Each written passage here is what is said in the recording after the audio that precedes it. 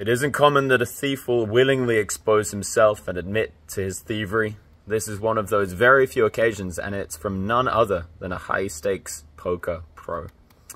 What should we do about this as a community? I don't know. You tell me. We'll talk about it after you watch the short animation.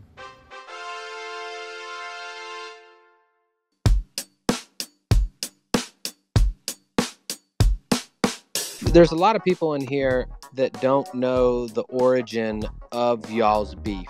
What bet did you guys have, and what did you guys bet on? Me and Dur were very, very, very good friends. He's getting ready to play this challenge with Jungle Man, and everybody's betting, yada, yada, yada, yada. And we had a side bet on the match, and then we had a crossbook. Who's we? Me and Jungle Man. Was the challenge 50,000 hands? And how many hands did they play? I think they played 15,000. Okay. Now, Jungle, you also say Dur formally quit and said you win. Yes. Tom formally surrendered to me, made me sign a document saying he's going to pay me. So Tom lost. So if we got Tom Dwan on here, and I'm not saying that's possible, he would say that he forfeit and he's paid 1.35 million of 1.5. I think he would say something like that. He's paid 1.3. That bet is settled. There is no... It's not settled, Josh. If he's paid him 1.35 million, that sounds like it's settled. The match never got finished.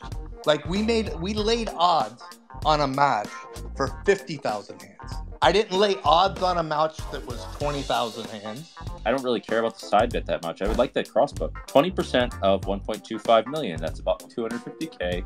How the hell are you going to explain how you don't owe the crossbook? I just think that there's a lot more to it with Full Tilt getting closed like that. But you keep saying that. You keep saying there's more to it. There's more. But there's not. Full Tilt Poker came back in 2014, and Tom played 60,000 hands when it came back and very little of the challenge. And Viffer, you agree that what he's saying is true? Yes. As your friend who wants to side with you, I cannot hear because your arguments aren't making sense. The challenge was over. Tom forfeited.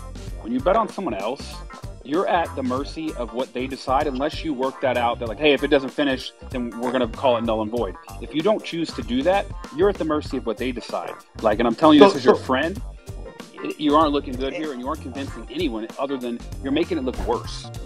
When you go bet on somebody, you are deferring any decisions. You're giving them full authority to go with what they do. Josh, just give me a second.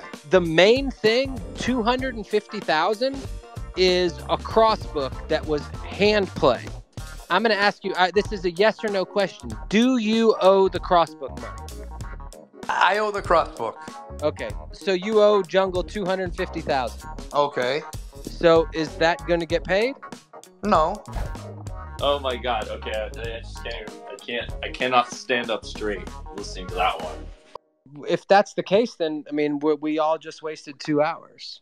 There's nothing else to say. Like, this gets to the point where he's just going in circles because he can't accept it. So where's my money? I guess I'm wrong. I'm just a scumbag then.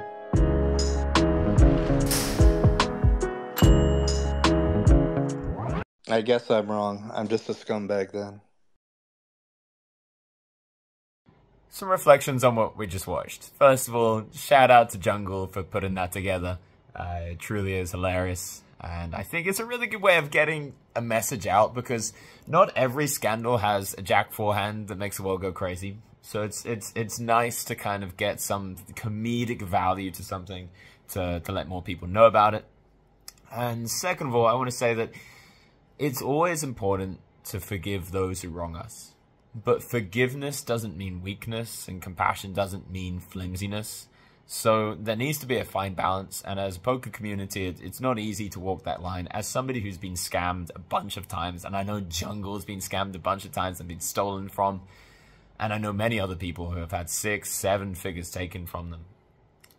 It's not always easy to want to speak out and say that this is what's happened, because, I mean, I've got somebody who recently scammed me, who I worked with really closely, and I've got my finger on the trigger of whether or not I'm gonna sue him. And part of me is like, I don't know if I love the guy, you know, and I don't want to hurt him, and it's going to be this fight, and, you know, I'm probably not going to get anything from it, but then I can speak about it publicly so it doesn't happen to somebody else, and that's really important. And yeah, a lot of the time, especially with poker players, because we're not litigious people in general, it's not easy to go forward. So one thing I will say is that it's important, if you're going to lend somebody money or if you're going to bet with somebody, that if you're going to lend them money, generally just don't, unless, you know, you trust them with your life. There are a handful of people that I would lend my entire net worth to, and there's everybody else I would lend $0 to, pretty much. You know, it's be philanthropic and stuff, but don't say, hey, don't trust somebody that DMs you saying, hey, lend me $100 right now, I really need it for food, I'll pay you back next week, because I've learned my lesson a few too many times on that one back in young Charlie's days. And it's really important to, if you're going to be betting somebody, have some contractual agreement if the money means a lot to you. And not just thinking that because somebody looks like they're good for the money, then they definitely are going to be, or because they look trustworthy, then they're definitely going to be. So let me know if you like this kind of content. There's a lot of other scandals out there that for some reason just don't get any traction, even though people love a scandal. This one I felt like was really important. Jungle's a good friend of mine, and David Pete just openly admitted to like not paying back hundreds of thousands of dollars that is just genuinely owed. I'm sure he's got his side of the tale that he's going to tell again and again, but this one to me, it's crystal clear. He owes him hundreds of thousands of dollars. He is saying he's not going to pay it. It's very, very clear cut in my opinion, and we have to speak out as a community a bit, like, so nobody else makes the same mistake. It's pretty late here. I'm jet lagged, as you can tell by my lack of articulative abilities. I'm in Bali right now. If you guys are interested, come check out my Instagram. I share a lot of stuff about Bali in there. I'm only on day 2 though. All right, beautiful human beings. Stay strong, stay wise, stay discerning, stay loving. Peace.